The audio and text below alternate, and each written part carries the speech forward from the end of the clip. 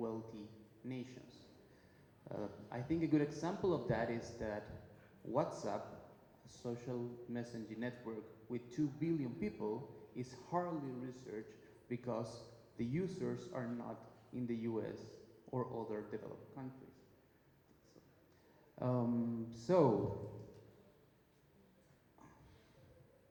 With this imbalance in mind, the core reasoning for this, for the need of innovation in social science is that technologies, cultures, and social structures of influence and power are all interdependent, and they have a continuous and reciprocal relation, inducing change in each other. So,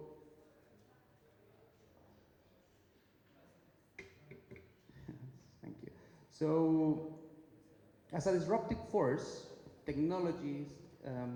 technological advancement experiencing the last 2 decades is changing cultures and beliefs in ways we cannot entirely understand, stressing fundamental structures of our societies. There's a large amount of notable examples of the social challenges we're facing. Only to mention one of them, the proliferation of large-scale misinformation efforts is something to worry about.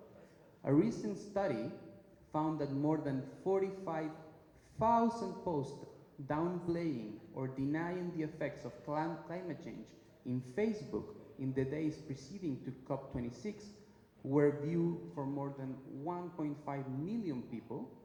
These messages were originated in just a small number of sites. And at the same time, the effects of COVID compounded the tension produced by transformative technologies. As education and public services migrate online and working from home expanded, the divide between those with and without devices and connectivity grew, and the accelerated automation of socially sensitive activities opened the opportunities to perpetuate inequalities on algorithms, and at the same time, austerity measures threat the insufficient investment in education and humanities in favor of apparently more beneficial activities in the short term. So thank you. There's a misconception between stakeholders that think that the solution to understand this change is big data and data science alone. Big data and data science is an amazing tool to understand information. It can give you information about who are the members of the community of QAnon that are protesting, where are they protesting, what is the information they publish, but it cannot solve the question of why these communities embrace in lies and mistrust of evidence. At the same time, we can use data science and statistics to understand biases in the algorithms, but it hardly can answer the question, why do developers systematically overlook biases? So that's not the only problem of relying only on big data to understand social problems, and not the most important one. The most important one is that societies that rely too much on big data are at risk of ethical blind spots. Social silence, the issues that communities don't talk about, and they are not in the data sets. At the same time, values, fears, nuances, feelings, emotions, they're not in the data. And if we miss the context, algorithms can be actually barriers for positive social change. So, as a first statement, next one, about we need to close the gap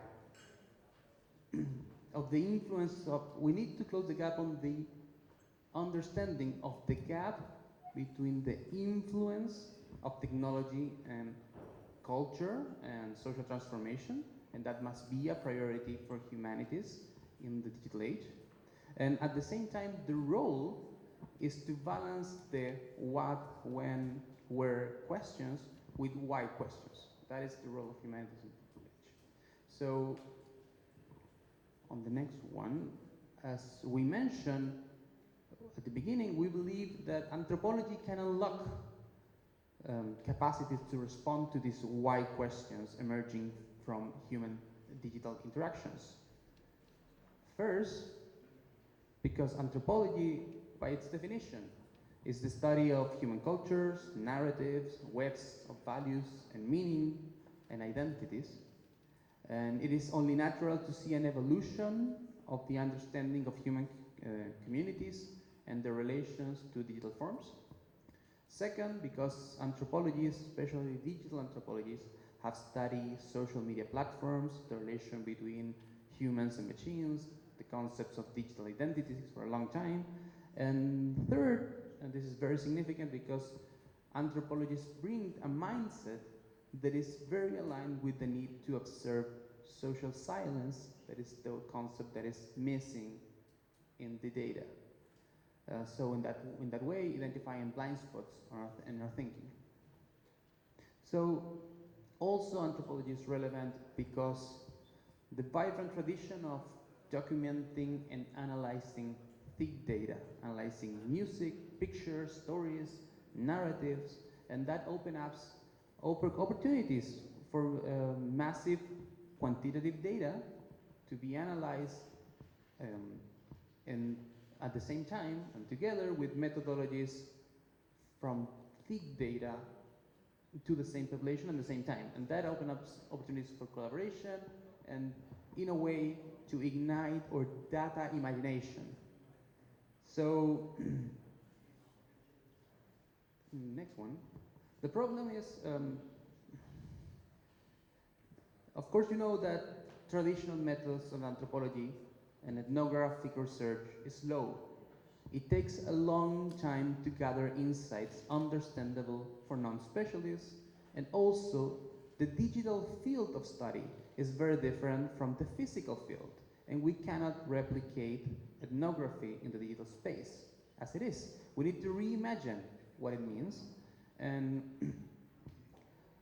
the other problem is that we live in a world that is inflated with big data because of the notion that it's fast, that it's reliable, and that it can work in large scales. So in a way, in order to have anthropological insights value as the result of big data, we need to be faster, and that means investing in the technologies behind anthropology when it comes to the digital space. Another relevant point is that, next one please, is the issue of privacy and ethics.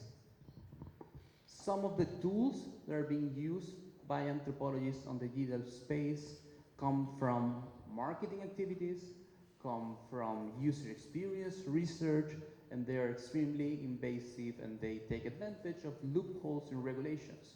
So digital innovation anthropology needs to follow higher standards, and furthermore, this is why we believe that the tools for anthropology must be created for, with, and by anthropologists. And that is part of the challenge to level up the ethical standards. So, for the next one, so again, if we don't bring innovation to digital anthropology, decision makers will rely only on big data for their data insights, perpetuating biases and taking decisions that are incomplete. So on the next slide, I would like to show some examples of what this means in practical terms, and this is just a few of them. We are trying to reach out to as many innovators as we can, but in the center we can see just one example, the TikTok Cultural Research Network. We can't downplay the relevance of networks such as TikTok. In just 1 month, in one term, more people joined TikTok than the entire population of 180 countries. And at the same time, in the core of these platforms, we have algorithms that are extremely sensitive to the first contents you see. So if the first things you see on TikTok are discriminatory videos, the algorithm in a few hours will show you domestic violence, will show you gender discrimination, will show you racial discrimination. So every tool and networks trying to understand and trying to get methods to get into this enormous community is relevant. Also on the right, in the upper right corner, the Techno-Anthropological Research Group is a group on Denmark that is working on technological innovation and programs at the same time and research at the same time, trying to get anthropologists to get, as they say, their hands dirty on data, as I was saying, to stimulate their data imagination in ways that they can't if they look at big data and big data as in separate ways. One more example that I like a lot, and this, because for my region is from Latin America, Antropología Abierta is a network that is trying to translate anthropology to non-specialists so they can understand their insights and in a way translating skills from anthropology to other fields. So this is just a few examples, and in January we're commissioning a research, a landscape report on Africa and the Arab countries, so we